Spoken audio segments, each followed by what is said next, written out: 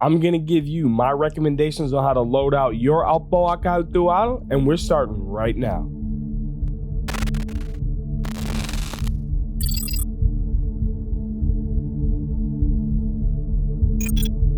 Special thanks to all the support from patrons and channel members. It takes a while to make one of these and your support is appreciated. Welcome to a Star Citizen's Loadout Guide. What's up, citizens? This is SubliminaL here, and in this guide, I will discuss my recommendations for both weapons and components for your AOPOA Khartu-Al. The best use for the Khartu-Al in the game's current state is a PvE combat ship, and today we're going to load it out to excel at just that. My full review of the Khartu-Al will be coming soon, so make sure you're subscribed and have the bell clicked. I'm live right now. Head over to Twitch to hang out and give me your thoughts on my pronunciation of the Khartu-Al or my loadout. Enough with the formalities, let's get to it.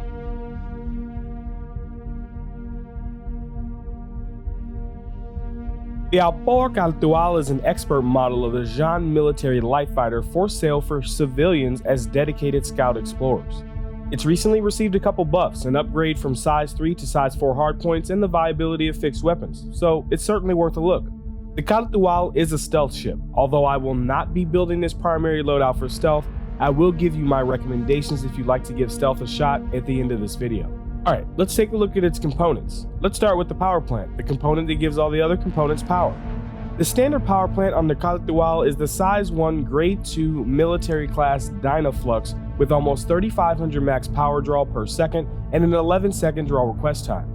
This is actually a pretty decent power plant. I don't recommend upgrading it unless Alpha UEC is no option. But if you're interested in a slightly better power plant, I recommend the trusty JS300. It's grade 1 military class, has almost 3,700 max power generation per second and a 10-second draw request time. This will add about 200 max power draw per second and reduce the time it takes to reach that power draw by about 1 second. To find out why upgrading this has no purpose other than shaving off 0.7 seconds off your EMP recovery time, check out my power plant guide.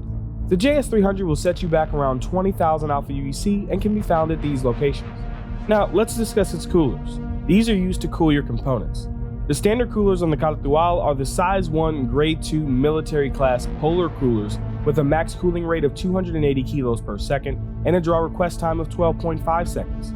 These coolers have more than enough cooling capacity, but have a long request time. You can certainly keep these if you're low on Alpha UEC, they are definitely good enough. If you want to upgrade them anyway, I recommend adding Zero Rushes. They are grade 2, competition class with a cooling rate of 230 kilos per second and a draw request time of just 3 seconds. These offer less capacity but can get to that full capacity in just 3 seconds. Again, to find out why upgrading this is solely for EMP recovery or for an explanation on how kilo per second isn't a unit of measurement, check out my guide to coolers. One Zero Rush will set you back over 16,000 Alpha UEC and can be found at these locations. Before we get into shields, make sure you check out the link to this specific loadout at Urkel.games. There's a link in the description. It even tells you the prices and locations on where to find these items in the verse. Remember to head over to the channel Discord to see my updated loadouts. We have a community there with over 1,300 citizens who'd like to discuss ships, loadouts, components, weapons, and more. Click the link in the description. Now for the shield generator that protects the ship and these components. The Khartu-Al stock shield generator is a size 1 grade 2 military class force wall shield generator. It has an HP pool of 5,800, a 288 HP per second regen rate. It blocks a minimum of 50% ballistic fire. It has a 4.55 second damage delay, a 6.5 down delay, and a 12.6 second draw request time. Force walls are actually pretty good, but the FR66s slightly outperform them in every way. The FR66 is grade 1, military class with an HP pool of over 6,000, a 306 HP per second regen rate. It blocks a minimum of 50% ballistic fire, has a 3.85 damage delay, a 5.5 second down delay, and a 10-second draw request time.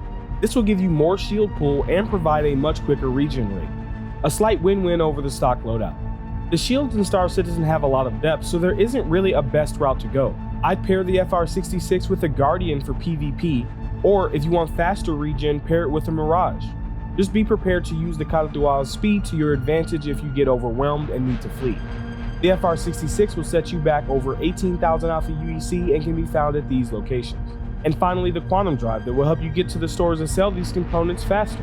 The standard QT drive on the Khartu-Al is a size 1 grade 3 civilian class EOS with a 138 megameter per second quantum speed, a 9.1 megameter per second fuel requirement, a 5-second spool up, and a 9.4 second cool down time.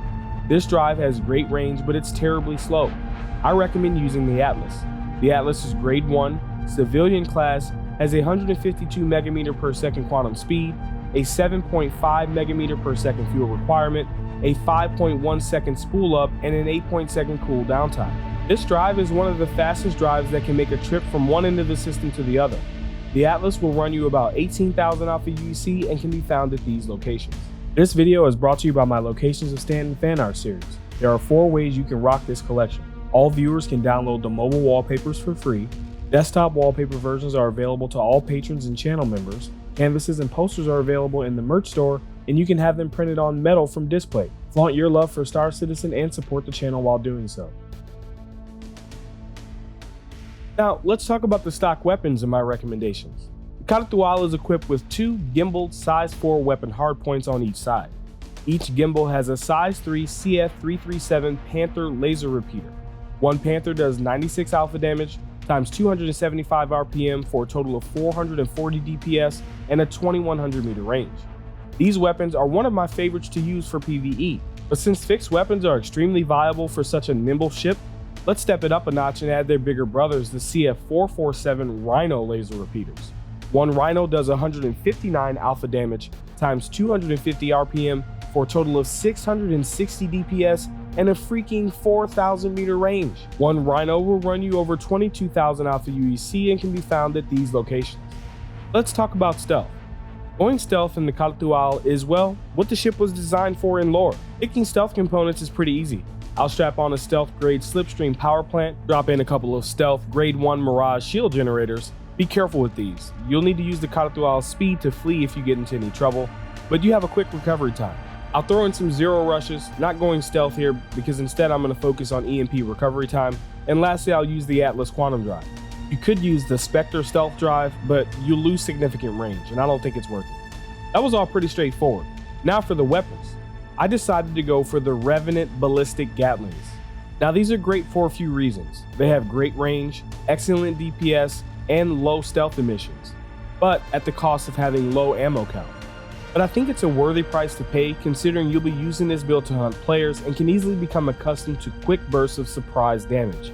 Take your target out, repair, rearm, and repeat. I can hear complaints now, but SubliminaL stealth isn't a thing. Let's take a look at some stats. Your resting IR in the Khartu-Al is between 4,300 and 5,000 with this build. So depending on your opposition's radar, your detection range is between 2,250 and 3,375 meters, if you're just sitting. And guess what?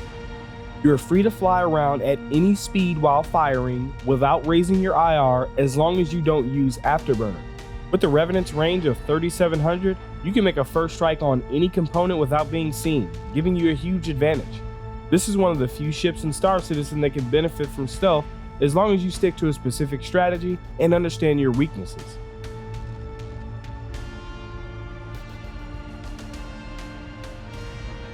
If you don't have around 150,000 alpha UEC to spend on all this at once, I will buy them in the following order.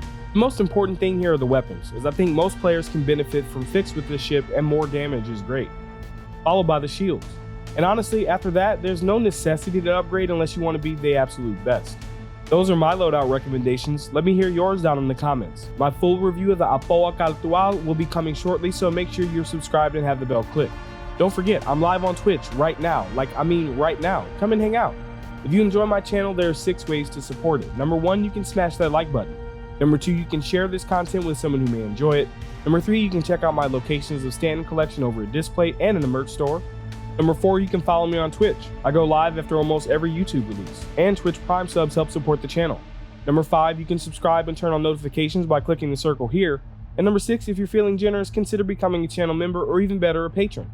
Some pledge perks can be seen here, including desktop versions of my Locations of Stanton collection available to all patrons and channel members. If not, just sticking around to the end is greatly appreciated. Until next time, citizens, I'll see you in the verse.